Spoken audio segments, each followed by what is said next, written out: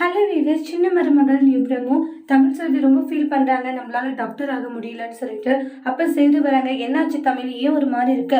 அதெல்லாம் ஒன்றும் இல்லைன்றாங்க. மேற்கொண்டு நம்ம டாக்டர் படிக்க முடியாதுன்னு சொல்லிட்டு நீ கவலைப்பட்டுட்டு இருக்கியா?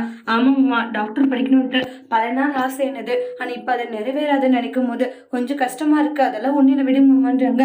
தமிழ், கண்டிப்பாக நீ டாக்டருக்கு படிக்குவேன், நான் உன்னை படிக்க வைக்கிறேன்றாங்க. மாமா, இது மாதிரி ஏதாச்சும் மாமா சொன்னாங்கன்னு அதெல்லாம் நான் பார்த்துக்கிறேன், சரியா? நீ எதை பற்றி கவலைப்படாது, உனக்கு தேவை நீ டாக்டர் ஆகணும், அவ்வளோதானேன்றாங்க. உன்னை டாக்டர் ஆகிறதே என்னுடைய பொறுப்பு அப்படின்னு சொல்லிட்டு வாக்கு கொடுக்குறாங்க. அதை கேட்ட உடனே தமிழ் செல்விக்கு ரொம்ப சந்தோஷமா இருக்கு.